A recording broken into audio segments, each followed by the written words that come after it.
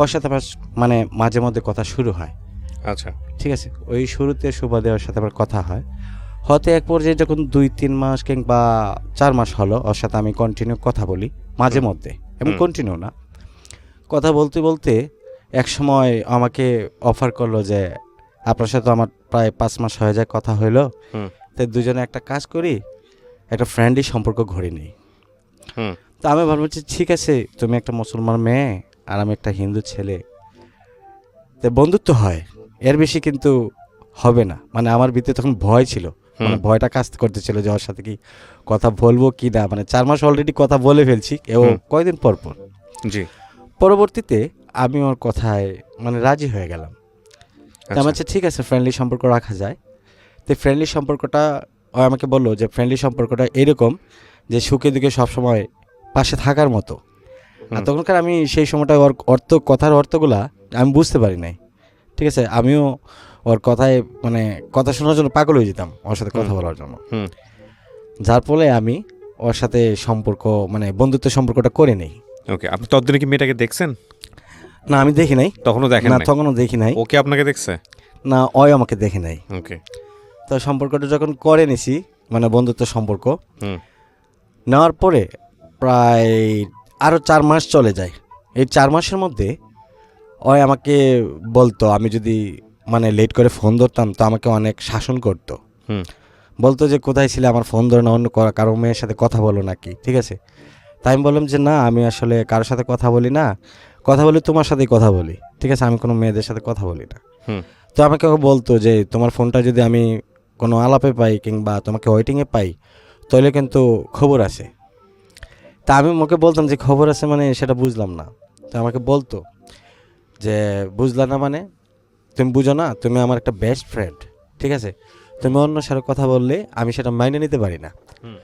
তখন থেকে আমার ভিতরে মানে একটা ভয় কাজ করতেছে যে ওর কথাগুলো সন্দেহমূলক, ও কি আমার সাথে সম্পর্ক করা মানে সম্পর্ক করে ফেলছে, বন্ধু থেকে যেটা প্রেমে গড়ায়। তখন আমি বললাম যে তোমার কথাগুলো আসলে মাঝে মধ্যে শুনলে পরে আমার ভয় হয়। তখন আমাকে বললো যে কিসের ভয় হয় তোমার?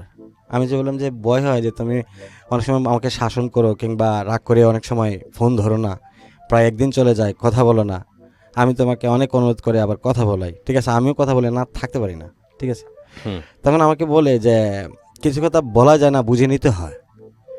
তখন আমি একটা রাত্রে আমি ঘুমাতে পারি নাই, মানে ওর এই কথা শোনা আমি শুধু এর আগে আপনার কোনো মেয়ের সাথে কোনো ধরনের সম্পর্ক ছিল? না, ছিল না। আমি তখন বিজি ছিলাম, পড়ালেখা নিয়ে, পাশাপাশি একটা জব করতাম সিম কোম্পানি। কিসে পড়তেন আপনি ওই সময়টাতে? আমি ওই সময় ক্লাস 10-এ পড়তাম। ওকে। হ্যাঁ, তাই 10-এ পড়তাম, জবও করতাম একটা গ্রামীণ কোম্পানিতে, সিমের কোম্পানিতে। তখন মানে আমিও ইবিজিবির মধ্যে ছিলাম। তাই আমি এটার একটা রাত আমি উঠবিশ করতে লাগলাম যে ওর সাথে আমার সম্পর্কটা গড়াচ্ছে, সেটা তো পরবর্তীতে ভালো নাও হইতে পারে, আবার ভালো হইতে পারে, মানে এরকম একটা নিজের ভিতরেই কৌতূহল জাগতেছে। তো আমাকে রাত্রে 3টার সময় ফোন দিতেছে বারবার। তো তখন কিন্তু আমি ওকে বলছিলাম যে দেখো, আমি একটা হিন্দু ছেলে, তুমি একটা মুসলমান মেয়ে, এইভাবে সম্পর্কটা যে কথা বলতেছি রাত 3টার সময়, এভাবে যে কথা বলতেছি, আমার কাছে কিরম লাগতেছে যে এক সময় তোমার সাথে আমি মানে অনেকটা জড়িয়ে যাই আবেগের মুহে। তো সে আমাকে বললো যে দোষের কি? আমি বলছি না, ইম্পসিবল, কারণ আমার বাপ মা হচ্ছে আগে, তারপর হচ্ছে সব কিছু। তখন আমাকে বলতেছে যে এটা তোমার ব্যক্তিগত ব্যাপার, ঠিক আছে ফোন রাখো, এখন আর কথা বলবো না, তো মুডটাই নষ্ট করে দিছো। তখন আমি ফোনটা কেটে দিলাম। আর ওই ফোন কাটাতে আমার মনটাও খারাপ হয়ে গেল, যতক্ষণ ভালোই ছিলাম, কেন যে আবার এই ধর্ম নিয়ে টানাটানি করলাম, করে ওর সাথে কথাটাই মিসিং হয়ে গেল। তো আমি আবার উল্টা ওকে ফোন দিলাম, নাম্বারটা বন্ধ। এদিন রাত্রে যখন ফজর মানে আজান পড়লো, তখন আমার কিন্তু ঘুম আসেনি, মানে ঘুম আসতেছি না। তখন আমার মা পাশের রুম থেকে এসে বললো যে ঘরের লাইট জ্বালানো, এত রাত্রে কি করো? হ্যাঁ, সকালে ওইটা আবার তোমার স্কুল আছে, আবার তোমার জবও আছে, কি করো? তা আমি বললাম না মা, কিছু করি না, এমনি শুয়ে রয়েছি, ভাল লাগতেছে না। তো মা বলতেছে তো দরজাটা খুলো, আমি একটু দেখি তুমি কি করো।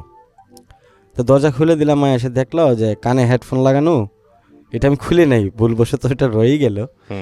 তা মা বলতেছে যে কানে হেডফোন লাগালে এতক্ষণ মনে হয় তুমি কি করছো, এগুলা কি জানি কয়, অনলাইন না কি কয়, এগুলো আমরা আজকাল বুঝি না বাপ। ঠিক আছে, তো আমি আবার হাসি দিয়ে বলছি, যাও তো মা, তুমি আজ আর পেশাল পাইরো না। হুম তো যাক, আমার মা চলে গেল। যাওয়ার পরে পরের দিন সকালে আমি মানে ওর ফোনটা বন্ধ পাই। হুম বন্ধ পাওয়াতে আমি একদম পাগল হয়ে গেছি। মানে আমি কি সিম বেচবো, মানে সিম আমি কি সেল দেবো নাকি ওর সাথে কথা বলবো, মানে আমার মাথায় কিছু কাজ করতেছে না। হুম যে আমার মাথায় তখন আসতেছে যে ওর সাথে আমার কথা বলাই লাগবে, কেন সে ফোনটা বন্ধ করে দিল। মানে এরকম একটা সিচুয়েশনে পড়ে গেছি। আমার বস আমাকে ফোন দিল যে বাদল কোথায় তুমি? আমি বললাম যে বস আমি আসি বাহুবলী একটা ডিউটিতে। কই তোমার তো কোনো সারা শব্দ নাই, ফোন খালি বিজি, তোমাকে 2 ঘন্টা ধরে আমি ফোন দিচ্ছি, হ্যাঁ ফাঁকে ফুঁকে, মানে যখনই সময় পাচ্ছি, তো তুমি তো ফোন ধরো না। আমি বলছি বস আমি একটু ভিজি আছি, ঠিক আছে, এর জন্য আমার মনটা খারাপ আজকে। তো এই কথা বলে বসের সাথে রেখে দিলাম। পরে আমি কী করছি, একদিন ওর ভাইয়ের নাম্বার থেকে আমাকে একদিন ফোন দিছিল, লাস্টে 28। হুম ওই নাম্বারটা আমার, মানে ওই যে ফোন দিছিল ওই নাম্বারটা আমি মানে তৎক্ষণিক মানে ওকে পাওয়ার জন্য নাম্বারটা সেভ করে ফেলছিলাম। তো সেভ যখন করে ফেলি তখন ওই মাথার মধ্যে আমার এটা আসলো যে ওর ভাইকে একটা ফোন দিই। আচ্ছা ওর ভাইকে আমি ফোন দিলাম। আমি বলছি যে ভাইয়া ফোনটা কি আপনার না আরেকজনের? না ভাই এটা আমারই। হুম তো এই কথা বলাতে আমি রেখে দিলাম, আর কিছু বললাম না। হুম তখন আমি একটা SMS ফোনে লিখলাম যে ফোনটা যদি কখনো খুলো দেখো তাহলে যে করে হোক আমাকে একটু ফোন দিও, হুম না হলে কিন্তু আমি খুব মানে একটা কষ্ট পাচ্ছি, কিংবা আমার কাজ কাম করতে ভালো লাগতেছে না, এরকম সিচুয়েশন। আমাকে ফোনটা খুলেই তুমি একবার যদি খুলো যে সময় ফোন দিও। তো ওই কী করলো যে প্রায় 5টার দিকে ফোন খুলে আমাকে ফোন দিল। তখন আমি মাধবপুরে হুম। একটা সিমের দোকানে, একটা মোবাইলের দোকানে, তখন আমি সিম নিয়ে কথা বলতেছি, ফোন দিল। তখন ওনার সাথে আমার ডিলিং হয় প্রায় 20,000 টাকার সিম উনি নিবি। আচ্ছা তো এখান থেকে আমার পার্সেন্টেজ প্রায় 8-9 হাজার টাকা আমি পাবো। হুম আগের সিম অনেক কিছু মিলিয়ে 8-9 হাজার টাকা পাবো। কিন্তু ওই যখন ফোন দিল তখন আমি ওনাকে বললাম যে ভাই আমি আসতেছি, আমার একটা জরুরি ফোন আসছে, আপনার সাথে পরে কথা বলতেছি বলে আমি যখন মাধবপুরের উপরে চলে গেলাম, সিঁড়ির উপরে গিয়ে বসে এখানে কথা বললাম, ও আমাকে বলতেছে যে তোমার সাথে আমার আজকে বন্ধুত্ব রিলেশন প্রায় 8 মাস হয়ে গেছে, আর 4 মাস পরে 1 বছর হবে, তো তোমার সাথে আমার জরুরি কিছু কথা ছিল আমাকে বলতেছে। হুম তা আমি বললাম যে আচ্ছা ঠিক আছে, যদি আমার সাথে জরুরি কোনো কথা থাকে তাই তুমি আমাকে 10-15টা মিনিট সময় দাও। তো আমাকে বলতেছে আমি সময় দিতে পারবো না, যদি তুমি চাও তো আমার সাথে কথা বলে এখন, না আমি সিম চেঞ্জ করে ফেলবো, আমি আর চাচ্ছি না এরকম সম্পর্কটা থাকুক। ও আমাকে বলতেছে। তা আমি বললাম আচ্ছা ঠিক আছে আমার একটু সময় দেখো না। তখন আমি কি করলাম যে এইদিকে চাকরির কাজে ঘুলি মেরে আমি ওর কথাতেই শোনাতেই বসে রইলাম। হুম আমাকে বলতেছে যে দেখো এইভাবে সম্পর্ক চলে না, তুমি একটা হিন্দু একটা মুসলমান, এবং কি তুমি আমাকে দেখো নাই, আমিও তোমাকে দেখি নাই, ঠিক আছে, জাস্ট ফ্রেন্ডলি সম্পর্ক তুমি মনে করছো, কিন্তু আমি কিন্তু আমার মনের ভিতরে অন্যরকম কিছু সাজিয়ে ফেলছি। হুম তখন আমি বললাম যে অন্য কিছুটা আমি মানে কিছু বুঝলাম না, আমাকে বুঝিয়ে বলো। আমাকে বললো যে তুমি দেখো না প্রায় সময় তুমি ওয়েটিংয়ে থাকলে তোমার বস তারা ফোন দিল, আমি তোমাকে ফোন দিই, দিয়ে আমি তোমাকে অনেক কথা বলি, বকাঝকা দিই, ঠিক আছে। তখন আমি বললাম যে ঠিক আছে ওইটা মানি, তুমি সেদিন ঘুমাইতে পারো না আমার ফোন দিছো, ঠিক আছে, তুমি বুঝো না সেটা। আমি বলছি যে আমি তো সেটা বুঝিনি, তোমার একটু ভেঙে বলো কথাটা কি। সে আমাকে বললো যে আমার সাথে যদি সম্পর্ক রাখতে হয় তো সেটা প্রেমের সম্পর্ক গড়ে তুলতে হবে, তারপর সংসার। হুম তখন আমি বললাম এটা যে কথা বলার কতদিন পরের ঘটনা? এটা কথা বলার প্রায় 8 মাস পরে। হুম বন্ধুত্ব সম্পর্কটা ছিল 8 মাসে। ওকে তখন আমি বললাম যে আচ্ছা ঠিক আছে, আমাকে একটু সময় দাও, আমি ভেবে বলতেছি, কারণ এটা তো একটা ইম্পসিবল হয়ে দাঁড়ায়, আমি একটু ভাবিনি। তখন আমাকে বললো যে তোমাকে সময় দিতে পারবো না আমি, তুমি আমার কথার উত্তর আনসার দিবে, হুম। না হয় বাদ আমার সাথে কথা বলা বন্ধ করে দিবে। ওকে তখন আমি বললাম যে আচ্ছা ঠিক আছে, আমি একটা টেনশনে পড়ে গেছি তখন, যে ব্যবসায়ী করব কি, এদিক দিয়ে ওরে ছাড়াও আমার কিছু মন বুঝে না, হুম মানে এমন একটা সিচুয়েশনে পড়ে গেছিলাম তখন, মানে নিজের জীবনটাকে মিথ্যে মনে হয়েছে। হুম তো এই কথা বলে আবার ফোনটা কেটে দিল। তখন আমি কিন্তু একদম উন্মাদ হয়ে গেছি যে ফোন কেটে দিয়েছে, ফোন ধরে না, আবার ফোন দিয়ে বিজি। তখন আমি একটু সময় প্রায় 5 মিনিট সময় পাইছিলাম তখন ওর সাথে কথা বলাতে সম্পর্কর আগে। তখন 5 মিনিটে আমি দেখছি যে গোটা মানে বোঝা যাচ্ছে যে ওর সাথে কথা না বললে ও যদি এভাবে সম্পর্কটা নষ্ট করে দেয় তা আমি মনে হয় বাঁচব না। মানে এইরকম একটা সিচুয়েশন আমার মাইন্ডে কাজ করলো হুম যে না আমি হয়তো বাঁচবো না, কারণ ওর সাথে কথা না বলে আমি থাকতেই পারবো না। তখন 5 মিনিটের মধ্যে আমি ওকে ফোন দিই, ফোন দিয়ে বলি যে ঠিক আছে ফোন কেন বন্ধ কর, ধরো না, বিজি। কয় না আমি আনসার না পাওয়া পর্যন্ত কোনো কথা বলতে চাই না। তখন আমি বলছি আচ্ছা ঠিক আছে, তুমি যে কথা বলছো ঠিক আছে, আমিও তোমার প্রতি দুর্বল, তাই সম্পর্ক ঠিক আছে হবে, কিন্তু আমাকে কিছুটা দিন সময় দিতে হবে, যে সেটা একদম নিবিড়ে জড়িয়ে যাওয়ার যে একটা সম্পর্ক, সেই সম্পর্কটা আমাকে 5টা দিন সময় দিতে হবে, সেটা তোমার কাছে আমি তোমার আল্লাহর রস্তি চাচ্ছি, কিংবা আমার সৃষ্টিকর্তার উসিলায় চাচ্ছি। তো তখন সে উত্তর দিল যে 5 দিন সময় দিতে পারবো না, তোমাকে আমি 3 দিনই সময় দিলাম।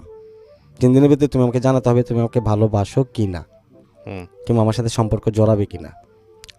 তখন আমি ফোনটা কেটে দিয়ে সিমের দোকানে যাই।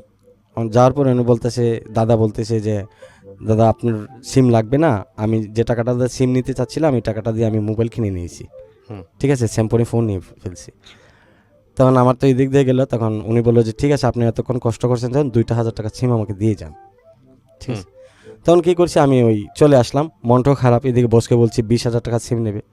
বস বললো যে কী অবস্থা বুঝলাম না বাদল, তুমি তো সব কিছু নষ্ট করে ফেলতেছো, তোমার মার্কেটিং একটা এক্সপিরিয়েন্স ছিল অল্প বয়সে, কিন্তু তুমি তো সেটা হারিয়ে ফেলতেছো, হুম কী হয়েছে তোমার? আমি বলছি কিছু না, আমি চাকরি করব না, ওই চাকরি ওইটা ছেড়ে দিই আমি এদিনই, সেদিন যে ঘটনা হচ্ছে সেদিন ছেড়ে দিলাম চাকরি। হুম রাত্রে এসে ওনার সাথে হিসাব ক্লোজ করে আমি প্রায় 17,000 টাকা পাবো ওনার কাছে।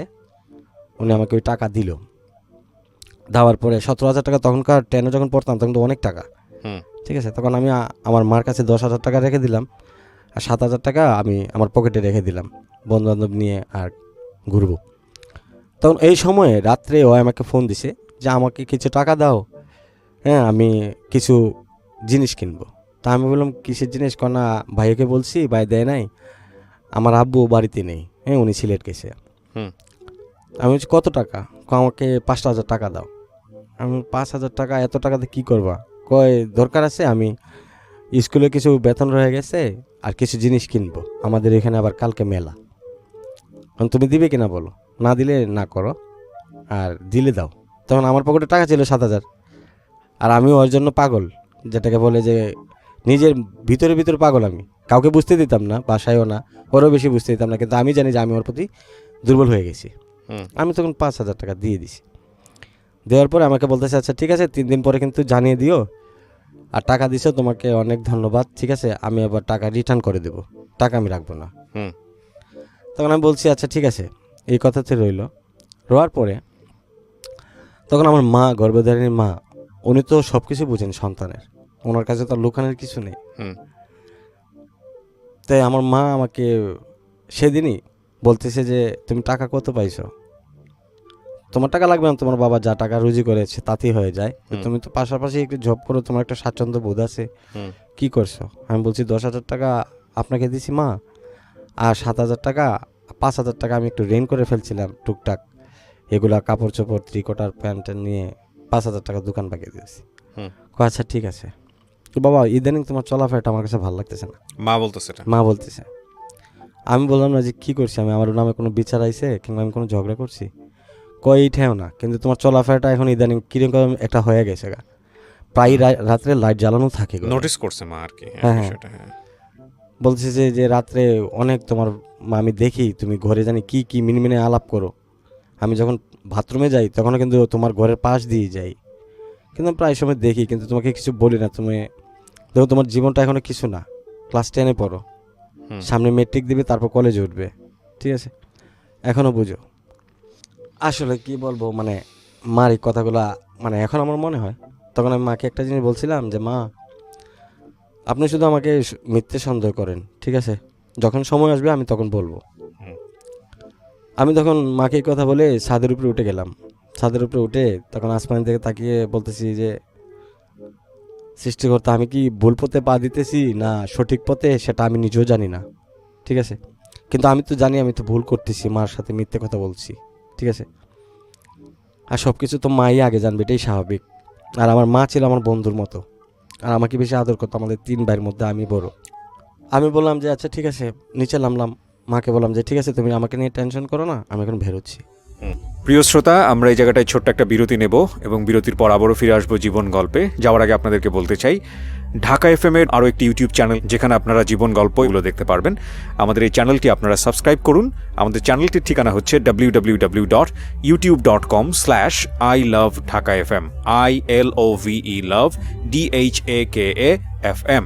চ্যানেলটিতে গিয়ে আপনারা সাবস্ক্রাইব করুন। আমার এই অনুষ্ঠানগুলোতে যদি আপনি অংশগ্রহণ করতে চান, আমাদেরকে ফোন করবেন। আমাদের ফোন নাম্বারটি হচ্ছে 09611904904।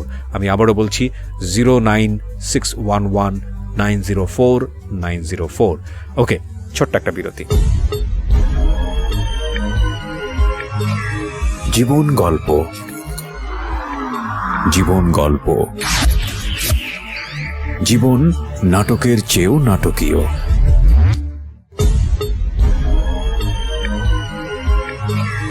জীবন গল্প,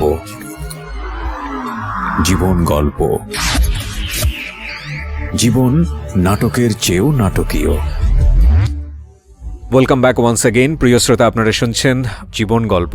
আমি আরজে কিবরিয়া আপনার সঙ্গে রয়েছি। আমার এই অনুষ্ঠানগুলোতে যদি আপনি অংশগ্রহণ করতে চান, আমাদেরকে ফোন করবেন। আমাদের ফোন নাম্বারটি হচ্ছে 09611904904। আমি আবারও বলছি 09611904904। ওকে, আমরা যেখানটায় ছিলাম তারপর বারণ পরে প্রায় 3 দিন হয়ে গেল, ওর সাথে টুকটাক কথা হয়। 3 দিন পরে আমি ওকে ইয়েস বলে দিলাম। তখন আমি বাইকে ছিলাম। বাইকে আমি যখন মাধবপুর যাচ্ছি, মানে আরেকটা জব তুকাইতে, ঠিক আছে, আরেকটা জব তুকাইতে তখন আমি ফোন দিছি ওকে। ফোনটা দিয়ে আমি অ্যাক্সিডেন্ট করে ফেলছি। আমার এই হাতটা ভেঙে যায়, ডাইন হাতটা এখনও ভাঙা আছে, ওই যে হাতে মিল নেই। তা আমি প্রচণ্ড একটা লেবার একটা মেয়েকে বাঁচাইতে গিয়ে, বাগানের একটা মেয়েকে বাঁচাইতে গিয়ে গরু নিয়ে পার হইতেছে, আর ওর সাথে ফোনে কথা বলতেছি। হেলমেটের ভিতরেই ফোন ছিল, কনসেন্ট্রেশন অন্যদিকে ছিল।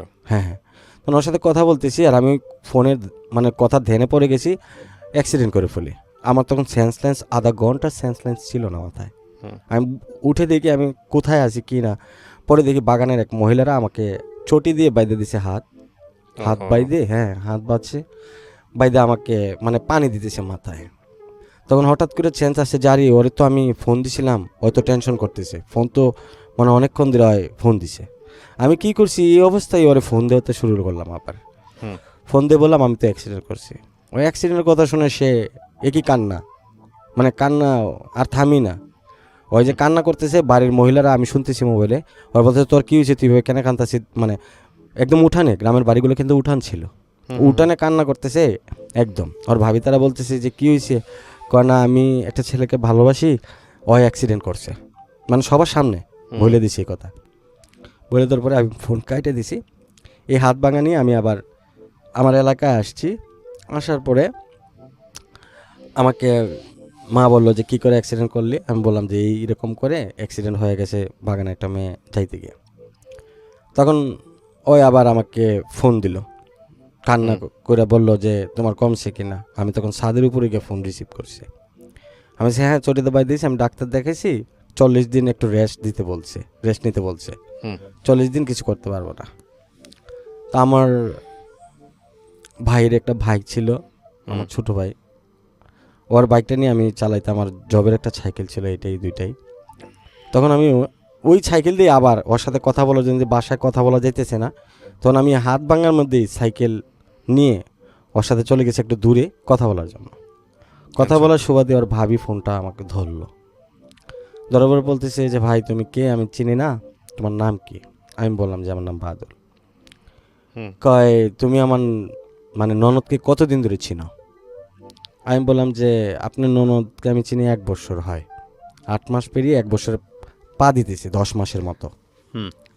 তখন বললো যে ঠিক আছে, অনেকদিন ধরে কথা বলো, ওর সাথে তোমার কিসের সম্পর্ক। আমি বললাম ওর সাথে আমার ফ্রেন্ডলি সম্পর্ক, যেটাকে বলে গভীর ফ্রেন্ড, ঠিক আছে। কই গভীর ফ্রেন্ড তো ফ্রেন্ড কি বলে, একটা ছেলে একটা মেয়েকে ফ্রেন্ড কি করে বলে, ঠিক আছে, একটা নারী, তুমি একটা পুরুষ, এটাতে আবার কি ফ্রেন্ড হয়। তখন আমি মানে থমকে গেছি ওনার কথায়, মানে আমার মুখে কোনো কথা বাড়িতেছে না। তখন একটু পরে আমি বললাম আচ্ছা ঠিক আছে, এটা ওই জানে, আপনি ননদকে জিজ্ঞাসা করেন। আমার ননদকে কি জিজ্ঞেস করবো, সারা বাড়িতে ওকে নিয়ে বিচার। হ্যাঁ, আমাদের গ্রামে ওর চাচারা এক লাইনে বাড়ি, এক কাতারে, ওই উঠানে কাঁদতেছে তোমার এই অ্যাক্সিডেন্ট দেখে। কি হয়েছে, এর আগে কি আপনাদের দেখা সাক্ষাৎ হয়েছে? না না হয় নাই, ফোনেই, আচ্ছা ফোনেই সব। আচ্ছা তখন আমাকে বলতেছে যে ভাই উঠানে পরে কাঁদতেছে। তখন আমি বললাম যে আমি তো এটা জানি না, আচ্ছা ঠিক আছে আপনি ওরে আইলে বললেন আমাকে ফোন দিতে, হুম, ঠিক আছে।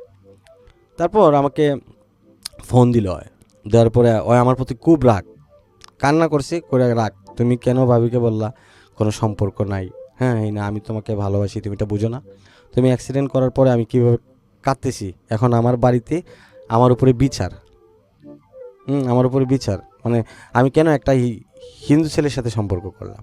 হুম, তো সেটা তো আমিও বুঝি, যে আমি এখন মানে ভয়ে কাটাচ্ছি। ওই যখন এই কথাটা বলছে তখন আমি আরও ভীত হয়ে গেছি, মানে ভয় এসে গেছে। মানে ভয় আসতে গিয়ে আমি বলছি যে ঠিক আছে ফোনটা রাখো, আমার হাতটা ব্যথা করতেছে, আমাকে ডাক্তার কিছু ওষুধ দিছে, অ্যান্টিবায়োটিকগুলো খাইতে হবে, আমি খাইয়ে নেই। তখন আমাকে বললো যে আচ্ছা ঠিক আছে তুমি খাইয়ে আমাকে ফোন দাও ইমিডিয়েটলি, কথা আছে তোমার সাথে। তখন আমি কি করলাম, কিছুক্ষণ পরে 1 ঘন্টা পরে ওকে ফোন দিলাম, দেওয়ার পরে বলতেছে কালকে আমার বাড়িতে বিচার, তোমাকে আসতে হবে, হুম। ঠিক আছে। এর আগে দেখা হয়েছে আপনাদের দুজনের না। সাথে? কারোর সাথে কারোরই দেখা হয় না? কারো হয় নাই, শুধু ফোনেই। এটা কি একই এলাকায় ছিল? একই এলাকা নয়, আমার এলাকা থেকে ওর এলাকায় যাইতে 2 ঘন্টা সময় লাগতো। তখন আমাকে বললো যে ঠিক আছে তোমাকে কালকে আসতে হবে। তখন আমি বললাম যে আচ্ছা ঠিক আছে আমি কালকে আসবো কিনা সেটা তোমাকে জানাবো। যদি না আসো আমার সাথে সম্পর্ক ক্লোজ, সেখানেই ক্লোজ, আমি চোখের পানি ফেলাইছি তোমার জন্য কান্নাকাটি করছি, এখানেই ইতি। আমাকে বলতেছে যে এইখানে ইতি, হয়তো তারা আমাকে বিয়ে দিবে অন্য জায়গায়, ঠিক আছে, তুমি আর আমাকে পাবে না, হুম। ঠিক আছে। আর তুমি আমাকে কখনো দেখোনি, আমিও তোমাকে দেখিনি, হ্যাঁ তো এইখানেই রইলো। তুমিও ভাবছো যে আমাকে যেহেতু দেখোনি আমি কালো না ধলো, ঠিক আছে, হ্যাঁ শুধু ফেসবুকে শুধু আমার না দেখছো আর কিছু দেওনি, ঠিক আছে। যাকে কথা বলে সে ফোন ফেসবুকের ছবি ছিল না ওর? না, তখন ছবি দিত না, মেয়েরা দিত না, চাইলেও দিত না, কিংবা ফেসবুকে ছবি আপলোড করতো না, এখন তো অনেক মেয়েরাই করে। জি। আচ্ছা যাক, তারপর এই রেখে দিল, দেওয়ার পরে আমি রাত্রে একটা টেনশনে পড়ে গেলাম। আমি তখন সিগারেট খাইতাম না, এই টেনশনে এই ভয়ে, মানে আমি একটা মুসলমান মেয়ের সাথে সম্পর্ক করছি, মানে যে কি করব আমি এখন। হুম। তখন আমি সিগারেট দোকানদারে বললাম যে ভাই একটা সিগারেট দেন আমারে, কোনটাতে ক্ষতি কম হইব। তখন দোকানদার আমাকে আইসা বললো যে সিগারেট তো ক্ষতি সবগুলাই। আমি বলছি আমাকে নীল প্যাকেটের সিগারেটটা দেন, কয়টা ক্ষতি কম হইব। তখন আমি সাথে টানতেছি, মা আমাকে ডাকতেছে যে ভাত খাওয়াইয়া। আমি বলছি আইতেছি, আমি একটা জবের জন্য আরেকবার অ্যাপ্লাই করছি, কথা বলতেছি। এখন আমি কি বলবো যে রাত সকাল, মানে টাইম চলে যাচ্ছে, মানে সকাল হয়ে যাবে কিংবা বিকাল হয়ে যাচ্ছে, এইরকম একটা টেনশনে পড়ে যাচ্ছি। পরবর্তীতে রাত্রে 3টার সময় ও আমাকে একটা SMS দিল, আর ফোনটা বদ্ধ ছিল, খুলে আমাকে একটা SMS দিছে যে খেয়ে ফেলবো আমি কালকে।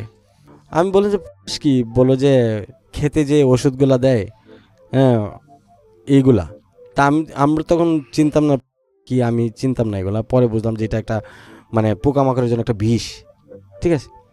তখন আমি দুইজনকে জিজ্ঞাসি, ওনারা বললো যে এটা বিষ জাতীয়। তখন আমি টেনশনে পড়ে গেলাম যে ওর জন্য আমি উন্মাদ, যে ভাবলাম যে হয় যদি এরকম একটা কাজ করেই ফেলে, কিংবা আমার জন্য এতটা কান্নাকাটি করলো, মানে আমি ওর প্রতি একটা মায়া পড়ে গেছি, যেটাকে বলে যে একদম নিজের শরীর কাটতে যেরকম ব্যথা পায়, মানে এরকম ব্যথা আমার শুরু হয়ে গেছে। সারা রাত আমি ঘুমাতে পারিনি। সকালে তাড়াহুড়োকা বলে করে, মানে আমি 6টার সময় বেরিয়ে গেছি বাসা থেকে, আমার মা জানে না গেট, তখন আমি নিজে লাগিয়ে চলে আসছি। তখন সিএনজি রিজার্ভ করলাম প্রায় 1500 টাকা দিয়ে। আপনার সাথে কেউ ছিল ওই সময়টাতে? না, আমার সাথে কেউ ছিল না, শুধু আমি একা। আমি তখন 6টার সময়, একজন আমার এলাকার সিএনজি চালাতো, শুধু ওই জানতো, যে ওকে বলছি যে আমি একটু মৌলিবাজার যাবো, কিন্তু কোথায় যাবো ও জানে না। তখন আমি ওকে নিয়ে চলে গেলাম ওই জায়গায়, গিয়ে ওর কলেজের সামনে বসে রইলাম। আমাকে ঠিকানা দিল, কলেজের সামনে বসে রইলাম। বসে রওয়ার পরে ফোন দিচ্ছি তো দিচ্ছি, মেসেজ দিচ্ছি, হ্যাঁ ওই সেদিন আবার ফোন খুলছে, এর আগের দিন ছিল। খোলার পরে আমাকে বলতেছে যে কোথায় আছো। আমি বলছি যে তোমার কলেজের সামনে, কিংবা বলছো যে কলেজ আর স্কুলের পাশাপাশি যেটা তোমাদের কলেজ, এখানে আছি। কত তুমি আমাদের স্কুলের গেটে আসো, এটা তো কলেজের গেট, স্কুলের গেটে আসো। আমি স্কুলের গেটে গেলাম, তখন সেলুনে ঢুকলাম, গিয়ে মাথাটা আশ্রয় নিলাম, আশ্রয়ে মুখটা ধুয়ে টিস্যু দিয়ে পরিষ্কার করে আবার বাইরে চলে আসলাম। দেখি চলে আসছে ওরা 3জন বান্ধবী। তখন আমি ওর জন্য 01711 একটা সিম নিয়েছিলাম। তারপর আমি ওরে যখন কাছে আসলো, ওর মুখটা হিজাবে ঢাকনা, আমার মুখ দেখি না, পেজ দেখি না, হয়তো আমার পেজ ছবি দেখলো। ওর মতে ঠিক আছে, আমার চাচাতো ভাই হাসতেছে, তোমাকে বাড়িতে নিয়ে যাব, ঠিক আছে, বাড়িতে নিয়ে যাবো। আমি যা যা বলছি তুমি কি রাজি? আমি এর জন্যই বাড়ি থেকে পিছের দরজাতে পালিয়ে আসছি, যাতে তোমাকে কথাগুলো বোঝানোর জন্য, কি করে ওদের কাছে কি বলবে, ঠিক আছে। তা আমি বললাম যে আচ্ছা ঠিক আছে, কে আসবে এখন নিতে? আমার চাচাতো ভাই একটা আছে, ওই আসবে, তোমাকে নিয়ে যাবে, আর আমি এখান থেকে চলে যাবো। আর বাড়িতে আমাদের নদী দিয়ে এই প্রথম দেখলেন মেয়েটাকে আপনি? হ্যাঁ, এই প্রথম। আমি দেখিনি স্পষ্ট করে, হিজাব লাগানো আচ্ছা, মুখে, আমি শুধু আপনাকে চোখটা, দেখছে সে? হ্যাঁ চোখটার কপালের কিছু অংশ আর পাটাই দেখছি, আর হাতটাই দেখছি। তখন আমি বলতেছি ঠিক আছে, তোমাকে অনেক দিন পরে দেখলাম, এবার দেখা হলো, কিন্তু আমি তো তোমার মুখ দেখিনি। আমাকে বলছে যে ঠিক আছে মুখ দেখবা, তো আমি সকালে কিছু খাই নাই, চলো হোটেলে যাই। তো হোটেলে গেলাম, ওর বান্ধবী ছিল, তখন সবাইকে দিলাম, তখন ওই মুখের পেস্টগুলো আমি দেখলাম, ঠিক আছে। দেখার পরে আমি বললাম যে তোমার মুখে মেকআপ লাগানো, তুমি তো পার্লারে গেছিলা? হ্যাঁ, আমি সকালে এসে আমার বান্ধবীকে নিয়ে পার্লারে গেছি। তুমি যদি আমাকে আবার চয়েস না করো, আমি তো পাগল, এগুলো বলি নাকি? পরে এই কথা বলার পরে ওর এই প্রথম দেখলাম, আমি দেখলাম, হয়তো আমাকে আগে দেখে ফেলছে আমি যাওয়ার পরে। তারপর ওর চাচাতো ভাই আসলো, তো চাচাতো ভাই আমাকে নিয়ে গেল ওর বাড়িতে। ওই আমাকে বললো যে তুমি আমার চাচাতো ভাইয়ের সাথে চলে যাও বাড়িতে, আর আমি পিছিয়ে দিয়ে নদীর পাড়ে একটা রাস্তা আছে, আমি তখন বাসায় যাচ্ছি। হ্যাঁ, আমি বাড়িতে গেলে তোমার সাথে দেখা হবে উঠানে, যখন তারা বসবে ময় মুরব্বী। আমার তো ভিতরে ভয় যে আজকে কি ওনারা আমাকে এখানে পিঠেই, কারণ আমি তো হিন্দু ছেলে। এরপরে ওনারা সব মুসলমান, আবার সবাই এক গোষ্ঠী, গ্রামের গোষ্ঠী তো বড় হয়। আমরা শহরে বাস করি, আমাদের তো কোনো গোষ্ঠী নেই, গ্রামের বাড়িতে আছে, কিন্তু গ্রামের বাড়িতে আমরা যাই না।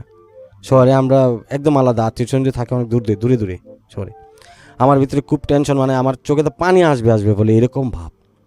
আর আমি শুধু এই উপরে সৃষ্টিকর্তাকে ডাকতেছি যে আজকে আপনি জানেন আমার কী হইব, হয়তো আজকে আমার টুকরা টুকরা করবো হয়তো নদীতে, সেটাকে আমি এরকম ভাবতেছি। আর ওর ভাইকে বলতেছি যে ভাই আপনি তো আমার পাশে থাকেন, আমি তো একা মানুষ, আমার এখানে কেউ নেই, আত্মীয় স্বজন কেউ নেই, ওনারা যদি আবার আমাকে মায়ের দূর করে, ঠিক আছে, তো ভাই একটা কাজ করেন, আমার হাতে একটা ছবি আছে, আর ঠিকানাটা লিখে দিই, যদি আমার এখানে মানে কিছু হয়, অঘটন হয়, তো আমার বাপ মার একটু খোঁজ দিয়ে নেই, এটা নাম্বারটা নেন, আমার নাম্বারটা নেন, আর এই আমার ঠিকানা। ওই ছেলেটাকে আমি ওর চাচাতো ভাইকে এটা দিলাম। ওই হাইসা বলতেছি তোমার কিছুই হবে না, আমি আছি তোমার সাথে, ঠিক আছে, তুমি তো আর দোষ করোনি, সম্পর্ক করছো, তুমি তার বাজে কিছু করো। পরে ওর বাড়িতে গেলাম, আমি সালাম দিলাম, সালাম দেওয়ার পরে একজন মুরব্বী এসে বলতেছে এই সোফায় অনব। তো অনব, তখন আমরা কিন্তু হবিগঞ্জের মানুষ, কিন্তু সিলেটি ভাষার মতো কথা বলি না, ওদের ভাষা আলাদা, আমাদের ভাষা আলাদা, কিন্তু একই বিভাগে বাড়ি। তো আমার বলতেছে অনব, তখন আমি জিনিসটা বুঝি না, আমি দাঁড়াই রয়েছি। দাঁড়ানোর পর উনি আমার ধাক্কা দিয়া সোফায় ঠেলা দেওয়া বসাইলেন, যাই বেটায় অনব, তোর অনব আর কথা কইরাম। আমি তখন মানে অবাক হয়ে গেছি যে ধাক্কা যখন দিয়ে দিছে তা তো ফিটবেই, মানে এটা নিশ্চিত মায়ের আজকে খাবো, মায়ের আজকে আমি আমার কপালে লেখা হয়ে গেছে। এই বসার পরেই মেয়ের বাবা মানে লাঠি নিয়ে আসছে পিছন দিক দিয়া, বাঁশদারের পিছন দিয়া। এই ছেলে কোথায়, হিন্দু পোয়া কোথায়, হ্যাঁ এইভাবে মানে করে বাইর কর ঘর থেকে। তখন লাগাবাড়ির আরেকজন ছিল, ওনারা দৌড় দিয়ে আইছে। আমি তখন কি করছি, সুপার যখন বসা ছিলাম আমি উঠে দিছি দৌড়, আমি পিছন থেকে দৌড় দিছি, কারণ আমার জান কাজ করতেছে না, আমি পিছন থেকে দৌড় দিছি। দৌড় দেওয়াতে ওদের টিউবওয়েলের পিছন থেকে টিউবওয়েল ছিল, তখন ওই আমার হাতে ধরে ফেলছে থাপা দিয়ে। তাই তো বলছে তুমি কই যাও, আমি তোমার আব্বু আসছে আমার লাঠি নিয়ে পিটতে, ঠিক আছে, আমার আজকে মারা ফেলবে, ঠিক আছে। তখন আমার বলতেছে ভীত কোথাকার, সাহস নাই তোমার, আব্বা কিসে মেরে ফেলবে, আমি আছি না, তোমার যদি এখানে কিছু, আমি নিজে লাশ হয়ে যাবো এখানে। ওই যখন এই কথা বলছে, বিশ্বাস করবেন না, যা আমি ভাবছি যে আল্লাহ হয়তো স্বয়ং ফেরেশতা নামাই দিছে, আমার সৃষ্টিকর্তা, মানে এরকম একটা ভিতর আইছে যে এই বুঝি ভগবান মনে হয় স্বয়ং কাউকে পাঠাইলো, এরকম মনে হয়েছে। তো এটা যখন মনে হলো, তখন আমি একটু স্বস্তি পেলাম, আমি ঘরে গিয়ে ঢুকলাম। ওর নানিরে পাঠাইলো, ওর ভাবিরে পাঠাইলো। ওর ভাবি আমার কাছে বসলো, বসার পরে পড়তেছে যে তুমি বসে থাকো, তোমার কিছু হবে না, আমরা তোমার পাশে আছি। আমি বসলাম, ওর ভাইও আসলো। ওর ভাই আসার পরে মানে অনেক রাগ যে আমাকে পিটবেই, হ্যাঁ অনেক রাগ। উনি বারবার শুধু আমার দিকে তাকাচ্ছে আর বলতেছে যে আজ আর হবিগঞ্জ গেছিস না, মানে আমার বাড়িতে আর যেতে পারবো না, আমাকে বলতেছে। তখন সব মুরব্বী, যখন ওর চাচা ওরা আসলো, তখন আমাকে বলল যে তুমি এটা কি করে ওর সাথে সম্পর্ক জড়ালে। হুম তুমি একটা হিন্দু ছেলে আর একটা মুসলমান মেয়ে, সেটা তো তুমি জানো, আর ওও জানে। হুম। তখন আমাকে বলতেছে যে তুমি তো একটা পুরুষ মানুষ, তুমি কি করে এটা করলে? তখন আমি বলছি যে আমি একটা পুরুষ মানুষ, হয়তো একটা নারী, আমি ক্লাস 10-এ পড়ি, হয়তো ক্লাস 10-এ পড়ে, ওই যথেষ্ট ম্যাচিউরড, বুঝে, আর আমিও বুঝি। কিন্তু কথাটা হলো যে কীভাবে যে করছি আমি আপনাদের কি বলবো। তখন আমি কাঁপতেছি, এবার কাঁপতেছি, আর আমার এইরকম প্রস্রাবের বেগে ধরছে, আমি যে প্রস্রাবও যেতে পারতেছি না, এইরকম অবস্থা, মানে ওইখানেই হয়ে যাবে এরকম একটা হ্যাঁ, অবস্থা। এইরকম অবস্থা। হুম তো আমি কই যে আজকে যে কী হইবে এক সৃষ্টিকর্তাই জানে, মানে এরকম কইতা বলতেছি আর কাঁপতেছি। হুম। তখন ওর আব্বু আমাকে বলতেছে যে আমার মেয়ের ইজ্জত নষ্ট করছিস গ্রামে এসে। হুম। হুম, গ্রামে এসে ইজ্জত নষ্ট করছিস, ইজ্জতের টাকা দিবি তুই, হুম আমার মেয়ের বিয়ে থেকে শুরু করে সব টাকা তোকে বহন করতে হবে। হুম তখন আমি একটা কথাই তখন মানে কাঁপতেছি, তখন আমি বললাম যে এটা তো আপনারা যেটা বলতেছেন মগের মূল্য, হুম আমি আপনাদের গ্রামে আসছি, হ্যাঁ আমি আপনাদের গ্রামের মেহমান, ঠিক আছে, দোষ যদি থাকে আপনার মেয়েদেরও আছে আমারও আছে, আমিও স্বীকার করছি, ঠিক না? আর সম্পর্কটা হয়ে যায়, মানে কীভাবে হয়ে গেছে আমি নিজেও জানি না, আমিও চাইনি আপনার মেয়ের সাথে সম্পর্ক গড়াতে, কিন্তু কি করে যে কি হয়ে গেল আমি নিজেও জানি না। আমি এখন মানে পুরো মেন্টালিসে মানে ভুগতেছি, হুম আর ওর কথা না শুনলে আমি মানে টিকতেই পারি না, মানে থাকতে পারি না, আমার এরকম আনইজি বোরিং লাগে, মানে নিজেকে খুব একা মনে হয়। তখন আমি ওই এখানে বসি, ওনাদের ভাইয়েরা আসলো, সবাই আসলো, চাচা আসলো, মুরব্বী আসলো, আসার পর বলতেছে যে ঠিক আছে তুই মুসলমান হবি। আমি বলতেছি যে এখন পারবো না, কারণ তোর কতদিন সময় লাগবে তুই ক। উনি আবার গ্রামের মেম্বার। হুম। আমি বললাম আমাকে প্রায় 4 বছর টাইম দিতে হবে, কারণ মানে আমি এটা কি আপনি আন্দাজি বলছেন ওইখানে নাকি চিন্তা ভাবনা করে না, আমি বলছেন? চিন্তা ভাবনা করে বলছি, আমি আনতে যে বলিনি, কারণ আমার লক্ষ্য ছিল যে ওকে না ঠকানোর, এটা আমার শুরু থেকে ছিল, আর আমি চাইতাম না যে সম্পর্ক, কিন্তু সম্পর্কটা হয়ে গেছে, আমিও তখন ফেল ওর কাছে, মানে ওকে ছাড়া আর আমার চলবেই না। তখন আমি মাইনে নিয়েছি যে জীবনে যাই হোক ওরে আর ছাড়ুম না, হুম ঠিক আছে, হয়তো কঠিন একটা সময় আমি দাঁড়ামো। তো এই শক্তিটা আমি সঞ্চয় করছি তখন এই বিচারের মাধ্যমে, বিচারে যখন ছিলাম সেদিন আমার এই শক্তিটা আমার ভিতরে সঞ্চয় সৃষ্টি হইলো। হুম তখন আমি বললাম যে আমাকে 4টা বছরের সময় দিতে হবে। তখন এক মুরব্বী হলো যে 4 বছরের সময় তো অনেক বেশি, 4 বছর পরে যদি তুই আমার মেয়ের ইজ্জত নষ্ট করে চলে যাস, হুম আমার মেয়ের সব কিছু নিয়ে, কিংবা আমার মেয়ের ঠগাইলি, তখন আমি বলছি যে আমি আপনার মেয়েকে ঠগাবো না, এটা তো আপনাকে আমি এখন দলিল করে দিলেও আপনি বিশ্বাস করবেন না, কিন্তু আমি ঠগাবো না, এটা আমার মন জানে, ঠিক আছে। আর ওই যদি আমাকে ছেড়ে চলে যায় সেটা ওর ব্যাপার, ও এখানে দাঁড়িয়ে বলতে পারে যে আমার সাথে যা হয়েছে ও আমাকে ভুলে যাবে, আমার তো আর এখানে কোনো হাত নেই, ওকে আমি কিছু বলবো না। হুম তখন মেয়েরে ডাকাইলো তারপর মুরব্বী, যে ছেলের বক্তব্য শুনছি, ছেলের 4 বছর সময় চায়, তাই ছেলের বক্তব্য শুনলাম, আমার মেয়েকে আনুন। প্রিয় শ্রোতা, আমরা এই জায়গাটায় ছোট্ট একটা বিরতি নেব এবং বিরতির পর আবারও ফিরে আসবো জীবন গল্পে। যাওয়ার আগে আপনাদেরকে বলতে চাই, ঢাকা এফএম এর আরও একটি ইউটিউব চ্যানেল যেখানে আপনারা জীবন গল্প এবং সিক্রেটস অনুষ্ঠানের ভিডিওগুলো দেখতে পারবেন। আমাদের এই চ্যানেলটি আপনারা সাবস্ক্রাইব করুন। আমাদের চ্যানেলটির ঠিকানা হচ্ছে www.youtube.com/iloveDhakaFM ILOVE love DHAKAFM। চ্যানেলটিতে গিয়ে আপনারা সাবস্ক্রাইব করুন। আমার এই অনুষ্ঠানগুলোতে যদি আপনি অংশগ্রহণ করতে চান, আমাদেরকে ফোন করবেন। আমাদের ফোন নাম্বারটি হচ্ছে 09611904904। আমি আবারও বলছি 09611904904। ওকে, ছোট্ট একটা বিরতি। জীবন গল্প, জীবন গল্প। জীবন নাটকের চেয়েও নাটকীয়।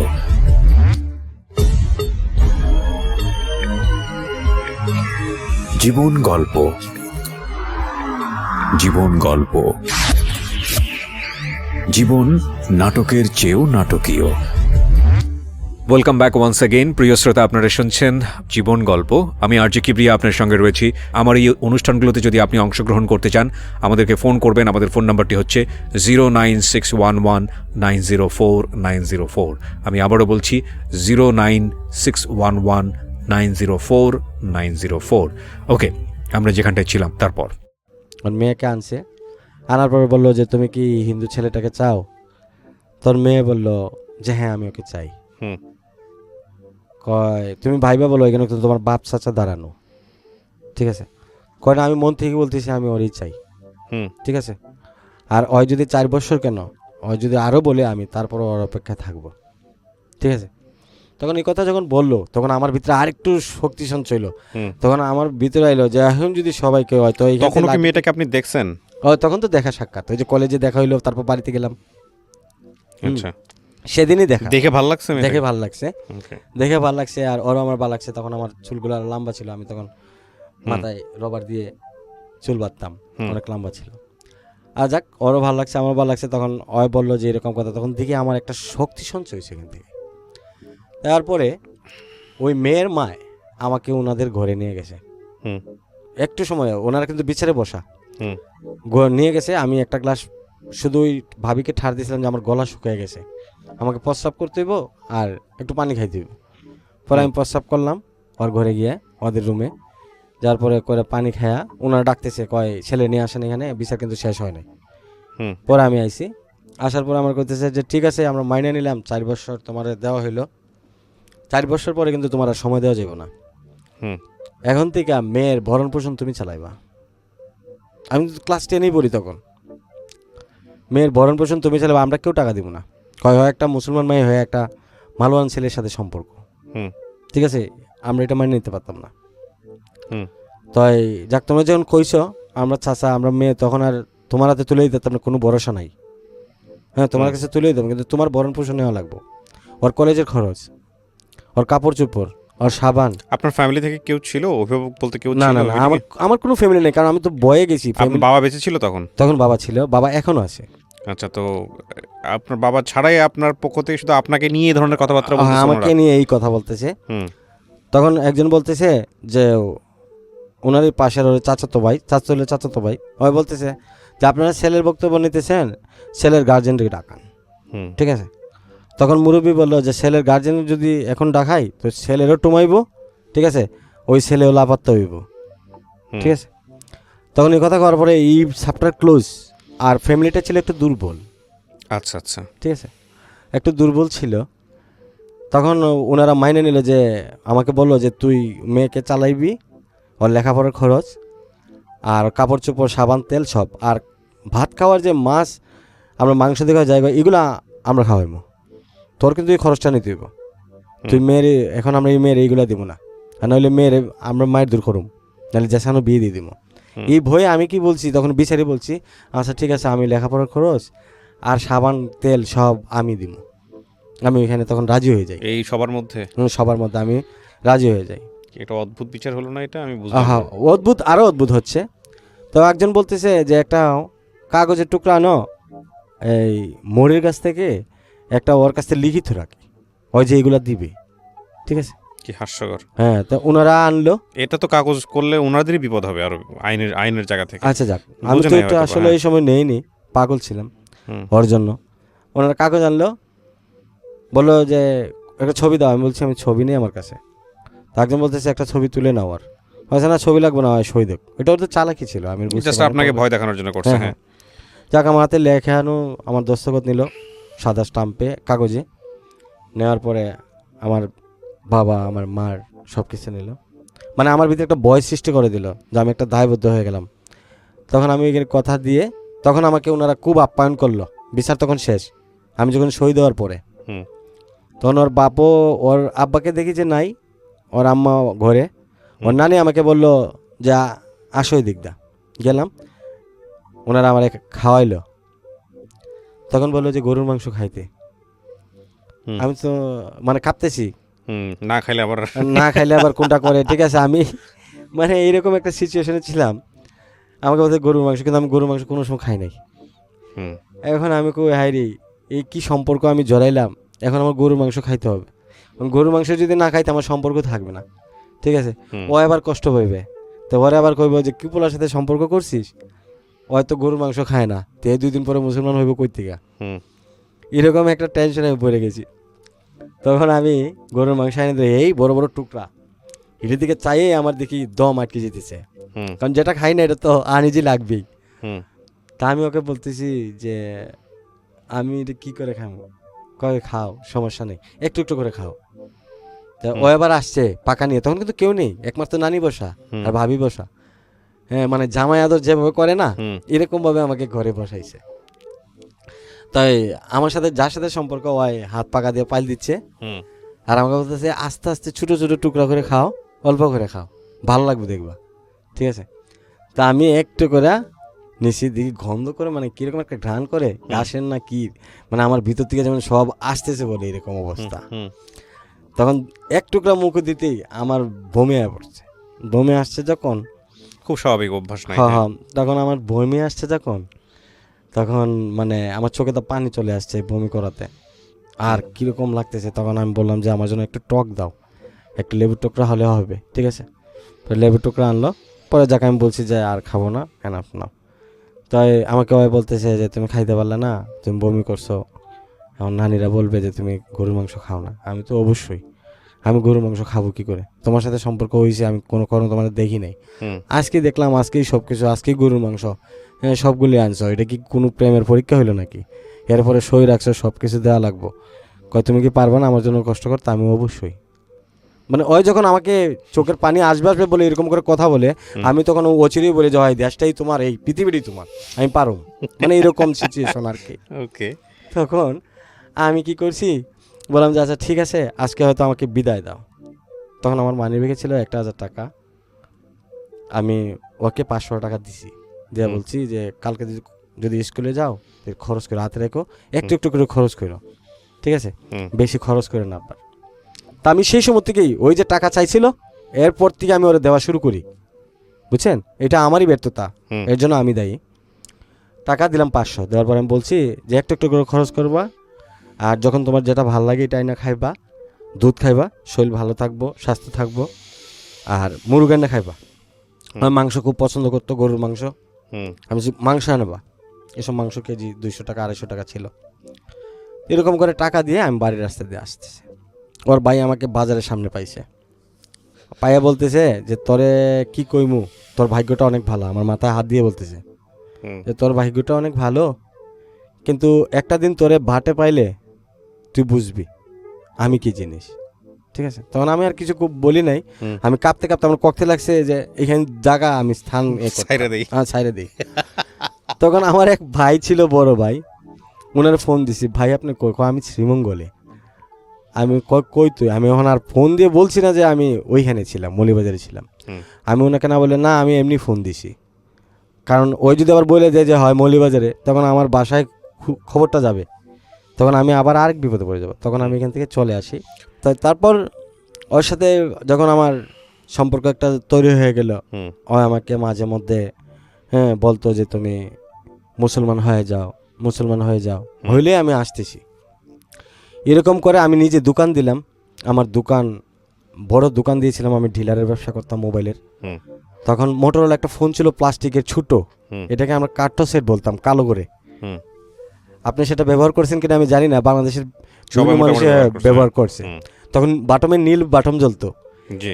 তখন ওই মোবাইল কোম্পানি আমি তখন একটা ডিলার নেই, হ্যাঁ, খুব কষ্ট করে আমার চাকরির আমার বাবা আমার মা আমাকে দেয়, আমার টাকা নিয়ে আমি ব্যবসাটা দিয়ে অনেক বড় করি।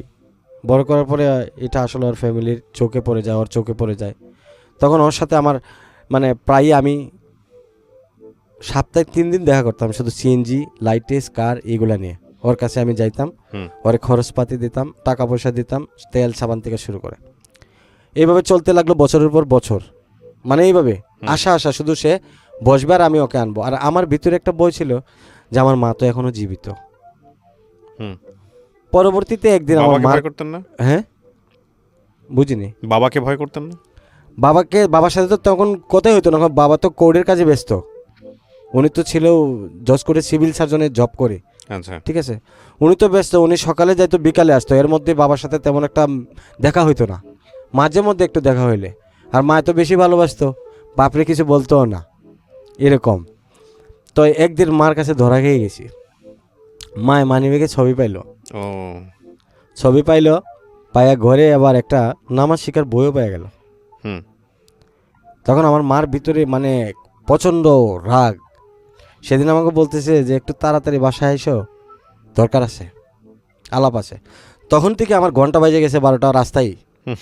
আমি কিরে আমি কি ফালা এলাম। তখন আমাদের এলাকায় হয়েছে কি, সেদিন ইলেকশন ছিল।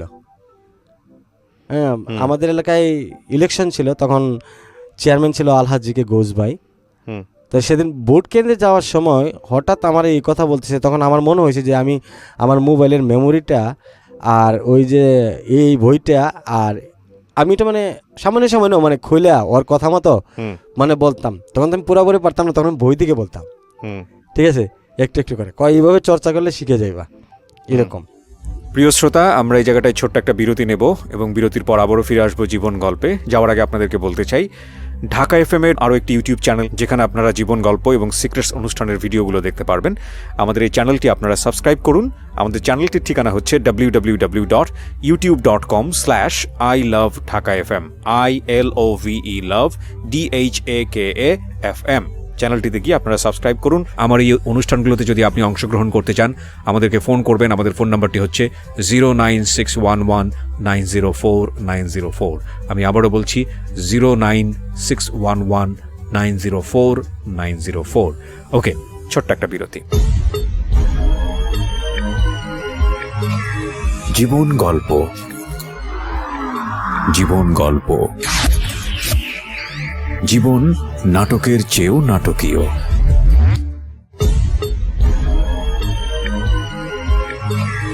জীবন গল্প, জীবন গল্প। জীবন নাটকের চেয়েও নাটকীয়। Welcome back once again. প্রিয় শ্রোতা, আপনারা শুনছেন জীবন গল্প। আমি আরজি কিবরিয়া আপনার সঙ্গে রয়েছি। আমার এই অনুষ্ঠানগুলোতে যদি আপনি অংশগ্রহণ করতে চান, আমাদেরকে ফোন করবেন। আমাদের ফোন নাম্বারটি হচ্ছে 09611904904। আমি আবারও বলছি 09611904904। ওকে, আমরা যেখানটায় ছিলাম তারপর। তখন বাসায় গেলাম। যাওয়ার পরে আমার মা রীতিমতো কেঁদেই ফেলছেন। কবিরাজে বলছিল আমাকে যে আমার একটা ছেলে আমার উদর থেকে চলে যাবে। এই সর্বনাশা কালটা মনে হয় তুমি। তখন আমি কিছু বলি না, আমি মাথা নুয়ে রাখছি। তখন বললো যে মেয়েকে এই ছবি খায়। তখন আমি বললাম যে আমি একটা মেয়েকে সাথে সম্পর্ক, মেয়েটা মুসলমান। তখন আমার মা আমাকে একটা চর মারলো। চর মারার পরে বলল যে এটা কোন ধরনের কথা, এটা কোন জায়গায় পাইছো তুমি, যে মেয়ের সাথে তুমি জানো না তুমি কিরকম, কি জাত, কি ধর্ম। তখন আমি আমার পায়ে ধরে নিই যে আমার কিছু করার নেই, এখন আমি কি করব। আমি এরকম সিচুয়েশনে দাঁড়াইছি, এখন ওর সাথে আমার দেখা না করলেই চলে, কথা না বললেই হয় না। ঠিক আছে, কিন্তু টাকা পয়সা দিয়ে দিই, এই কথা বলি না। এইগুলা পরে যখন এই কথা বললাম, পায়ে ধরলাম, তখন আমার মা আমার সাথে প্রায় পুরো 2 মাস কথা বলিনি। 2 মাস শুধু খাবার দিছে উনি, আমার বোনকে দিয়ে দিয়েছে। মাকে কি বলছিলেন যে আপনি মুসলমান হবেন এরকম কোনো কিছু? না, আমি এরকম কথা বলি নাই, কারণ উনি তো রেগে টায়ার্ড, ওনার শরীর কাঁপতেছে। আর আমি যদি সেই সময় মানে মুসলমান হওয়ার কথাটা বলতাম তো হয়তো স্ট্রোক করতেন। ঠিক আছে, আমি ভয়ে ওনাকে বলিনি। ওনাকে একটা মিথ্যে মানে অজুহাত দিয়ে বুঝাইছি যে আমি এরকম করবো না, তুমি ওনার তো টেনশন করো না।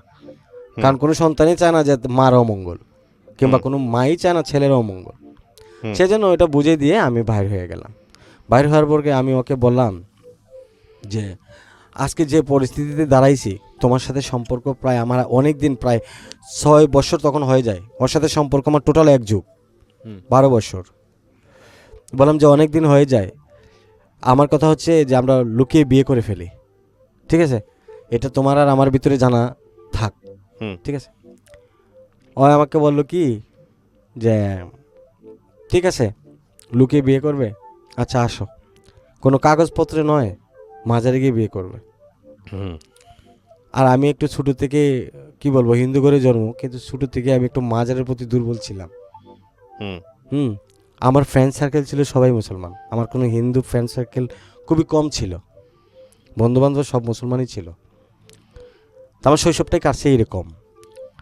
তখন আমি কি করলাম যে ওর কথা রাজি হয়ে গেলাম। ওরে আমাদের এলাকায় অলিপুরে আমি জব দিলাম, ও জব করবে। জব করবে, এখানে আমি জব করব আর মাজার সাক্ষী রেখে তোমাকে বিয়ে করে এখানে সংসার করব। আমি বললাম যে এই বিয়ে করে মাজারে সাক্ষী রেখে কিন্তু সমস্ত কাগজপত্র চাইবে তাই না, হুম এটার কি করবে? কয়টা পরে করা যাবে, ঠিক আছে কয়েকদিন যাক। আর এই মুহূর্তে যদি বিয়ে করে ফেলি তো আমার আব্বা গলায় ফাঁস দিবে। হুম তখন আমার কিন্তু ভিতরে একটু সন্দেহ ঢুকে গেল যে আমাকে মানে ওই মাজারে বিয়ে করবে কিন্তু অথচ কাগজপত্রে বিয়ে করবে না। তার মানে হুম। এটা একটু এরকম লাগতেছে আমার কাছে, সন্দেহ যাবে বল যে ওর আব্বা, আমি হিন্দু থেকে মুসলমান হবো তো ওর আব্বা গলায় ফাঁস দিবে কেন? হুম আমি এরকম একটা টেনশনে মানে পড়ে গেছি। তখন কি আর করা, আমিও ওরে নিয়ে অলিপুর জব দিলাম, আমি নিজেই জব দিলাম আমার এলাকার পাশে। তখন জব দেওয়ার পরে ওই মাজারে গেল, গিয়ে আমার মাথায় হাত রাখলো, ওর মাথায় হাত রাখলো, রাইখা বলো যে আজ থেকে তুমি আমার স্বামী, এক উপরে আল্লাহ সাক্ষী, আর তুমি সাক্ষী, আজকে থেকে আমি তোমার স্ত্রী, তুমি আমার হাজব্যান্ড। হুম এই কথা বলে সে আমাকে এইভাবে বললো যে বিয়ে এখন বাসা নিতে হবে। ও মানে ও বললো যে বিয়ে হয়ে গেছে। বিয়ে হয়ে গেছে, কাগজপত্র আমরা কয়েকদিন পরে করব। আচ্ছা, মানে দুজনের মাথার উপর হাত রেখে একজন স্বামী বলছে, একজন স্ত্রী বলছে হ্যাঁ বিয়ে হয়ে গেছে। বিয়ে হয়ে গেছে। হ্যাঁ আপনি মাজারে কি জানতেন, মানে আমাদের রিলিজিয়নে বিয়ে করার নিয়ম কানুন কিছু জানতেন আপনি এর আগে থেকে? আমি এর আগে থেকে জানতাম যে কাবিননামা লাগে। আর না, কাবিননামা না হলেও হয়, ধর্মে কাবিননামার প্রয়োজন নাই, কিন্তু সেখানে বিয়ে করার জন্য কিছু নিয়ম কানুন আছে, না সেটা কিছু অন্য নিয়ম বিষয়। কানুন আর যেটা রাষ্ট্রীয়ভাবে কাবিননামার প্রয়োজন হয়। আহ, আপনি জানতেন কিছু, জানতেন না? না জানতাম না। আচ্ছা, আপনাদের ধর্মের কি আছে এই যে সে ব্যাপারে আপনার প্রপার নলেজ আছে যে কিভাবে বিয়ে করে? অবশ্যই অবশ্যই। আচ্ছা ফাইন। তো তাহলে একটা মেয়ে আপনাকে নিয়ে গিয়ে বললো যে তুমি আমার স্বামী আর আমি তোমার স্ত্রী, হয়ে গেল। হ্যাঁ হ্যাঁ হ্যাঁ, মানে এখানে আমার মানে সন্দেহ হলো Okay. যে এটা কোন এর আগে ধরনের আপনি কি মানে ধর্ম পরিবর্তন করেছিলেন আপনার বিয়ে করার আগে?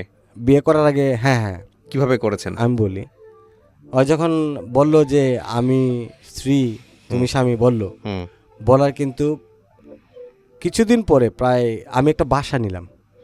না, তা আপনি বলেন আগে যে আপনি তার আগে কি এই স্বামী স্ত্রী বলার আগে কি আপনি ধর্ম পরিবর্তন করেছেন নাকি তার পরে করেছেন? না না না, আর ওই করে থাকলে এটা কি নিয়ম অনুসারে করেছেন না নিয়ম না, অনুসারে না, করেন, ওই কিন্তু নাকি এরকম মাথায় হাত দিয়ে বলছেন যে ঠিক আছে না, আমি না, হয়ে না, গেলাম না, না, মুসলমান? না। ওই বলার পরে এখানে একটা কাহিনী রয়ে গেছে। তো ওই আমাকে বললো যে যা কখন তোমার বিয়ে করে ফেলছি মাজার সাক্ষী রেখে, আর একমাত্র সাক্ষী হচ্ছে আল্লাহ। হুম, হুম কাগজপত্র যেটা কলমে বলতেছো সেটা হলো সামাজিকতা, সমাজ দেখবে, হুম ঠিক আছে, সমাজের জন্য লাগে কাগজপত্র, আমাকে বলতেছে। হুম তা আমি বললাম যে আমি তো দেখছি অনেকে কাবিনে লেখে 5 লাখ 4 লাখ টাকা দেয়, 2 লাখ টাকা দেয়, এরপরে হুজুর থাকে, ঠিক আছে, হুজুরে বলে মা বলো কবুল কিংবা অমুকের নাম ধরে বলে, আমি টিভি তো দেখলাম। তো এটা কোন ধরনের কথা? কয় না এটা কয়েকদিন পরে কাগজটা করে ফেলবো, তুমি একটা বাসা দেখো। আমি একটা বাসা দেখলাম, সির্ফ বাসা দেখার 2 দিন ও এখানে ছিল, মানে আমি যখন বাসা দেখি 2 দিন থাকার পরে ওই চলে গেছে আমাকে না বলে কোয়ার্টারে। আমি তখন গেছিলাম একটু এলাকাতে, কিছু টাকা পাই একজনের কাছে, হুম ওই এলাকাতে যাওয়ার পরে ওই চলে গেছে কোয়ার্টারে যাওয়ার পরে ওই কী করছে, আমি তখন বললাম যে আমি তখন আমার এলাকায় গিয়ে একটা ফ্রেন্ডের সাথে, মুসলমান ফ্রেন্ডের সাথে আমি বললাম যে বন্ধু এরকম এরকম করে আমার মানুষটা বলতেছে যে মাজার সাক্ষী রেখে বিয়ে হয়ে গেছে, হ্যাঁ মানে এরকম 2 দিন থাকলো থেকে ওই কোয়ার্টারে চলে গেল, আমি কিছু বুঝতেছি না, কয়টা বিয়ে বলে না, হওয়ার মূল লক্ষ্য হচ্ছে তোকে ঠকানোর।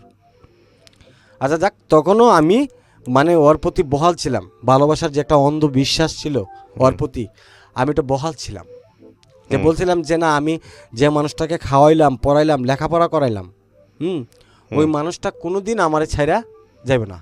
আপনি মুসলমান হলেন কিভাবে হলেন? হ্যাঁ, আমাকে শুধু এটা বলেন, নাকি এরপরে এটাও এরকম ভাবে আমি হয়েছে? বলি, এরপরে আমি মধ্যে তো অনেক কাহিনী রয়েছে।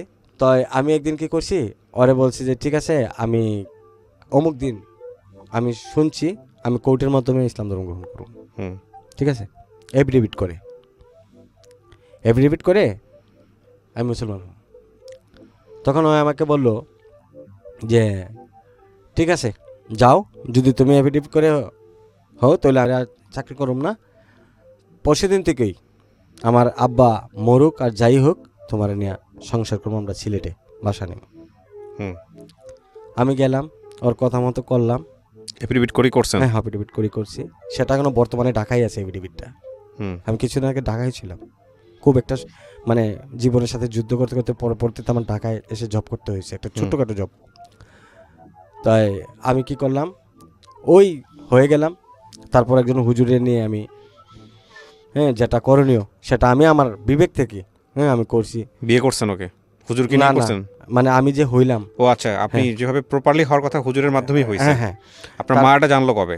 মা এটা জানছে প্রায় এই ঘটনার প্রায় 10 দিন পরই জেনে ফেলছে। আপনি আমাকে 2-3টা প্রশ্নের উত্তর দেন, এই গল্পটা অনেক বড় হবে আমি জানি। জি বলেন। আমি কয়েকটা প্রশ্ন করি, আপনি উত্তর দিলে আমরা গল্পের শেষের দিকে আসতে পারবো। জি। সেটা হলো যে এফিডেভিট করে আপনি মুসলিম ধর্ম গ্রহণ করার মানে ইসলামে আসার পরে এই মেয়েটা যে কথাটা বলেছিল যে আপনার সঙ্গে সে আলাদা হয়ে সংসার করবে, এটা সে করেছিল? না, করেনি। আচ্ছা, 1। 2 নম্বর হচ্ছে আপনি যে ধর্ম, আপনার যেটা বাপদাদার ধর্ম সেটা পরিবর্তন করে আপনি ইসলাম ধর্ম গ্রহণ করলেন। এইখানে আপনার মা জানার পরে, আপনার ফ্যামিলি জানার পরে কি হয়েছে? মা জানার পরে, ফ্যামিলি জানার পরে একদমই বিজীব অবস্থা খারাপ। আমার মা তখন কান্না করে যে বাবা এটা কি করলি, আমার তুই মানে বাইসা থাকতে অবস্থায় তুই আমাকে মেরে ফেলছিস। আমি মনে কর তোর মা মারাই গেছি, এই কথা আমার আম্মু বলছে। বলার পরে আমি অনেক কান্নাকাটি করছি, তখন চিৎকার দিয়ে কাঁদছি। আমি তখন পাহাড়ের উপরে উঠছি দৌড় দিয়ে, কাঁদতে কাঁদতে দিয়ে মানুষ শুনবে, কারণ একটা পুরুষ মানুষ কাঁদলে কিন্তু মানুষ হাসে, ভাবে যে একটা পুরুষ মানুষ কাঁদে কেন, কিন্তু আমি জানি একটা পুরুষ মানুষ খুব কষ্ট পায়। আপনার মা কি বেঁচে আছেন? না, উনি মারা গেছে প্রায় 2 মাস হয়। আপনার এই ঘটনাকে কেন্দ্র করে? হ্যাঁ, উনি একটু অসুস্থও ছিলেন, ডায়াবেটিস রোগী ছিলেন। ওকে, আপনার ভাই বোনদের সাথে আপনার সম্পর্ক আছে? ভাই বোনেদের সাথে কথা হয়। আর কিন্তু আপনার বাবা?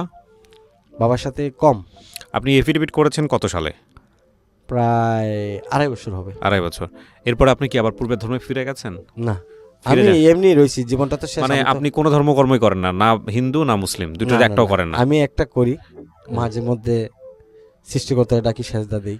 আচ্ছা, কিছুটা হলেও করি, কারণ আমি একটা জিনিস বিশ্বাস করে ফেলছি যে যেহেতু চলে যাওয়ার ঠগাই চলেই গেছে।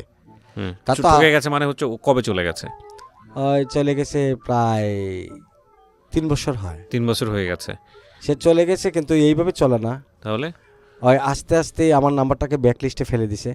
তারপর আমি জানতে পারছি অন্য ছেলেদের সাথে তার রিলেশন করে সে অন্য একটা ছেলেকে বিয়ে করছে, এরকম কোনো কিছু? বিয়ে করছে না, বিয়ে করতে চাইছিল, আমি বিয়ে করতে হয়তো দেই নাই। আচ্ছা, আমি যখন জেনে ফেলছি তখন ওই বাড়ির ছেলের বাড়ি পর্যন্ত গেছি। আচ্ছা। তো এখন মেয়েটা কি অবস্থায় আছে? মেয়েটা বর্তমানে সিলেটে আছে, ছেলেটা আছে মানে বলে আপনার যে কাছ এক্সাম দিচ্ছি। হ্যাঁ, কিন্তু কোনো সম্পর্ক ভাবে নাই আপনাদের সাথে? না, আমার সাথে সম্পর্ক নাই। ওর সম্পর্কটা ছিল টাকার আমার সাথে। যখন আমাকে ফোন দিত, সেটা আপনার অ্যাজাম্পশন, বাট সম্পর্ক আছে কিনা সেটা বলেন। না, সম্পর্ক ওর সাথে আমার এখন তেমন ভাবে নাই বললেই চলে। মানে ওকে আমিও ফোন দিই না, ও আমাকে ফোন দেয় না।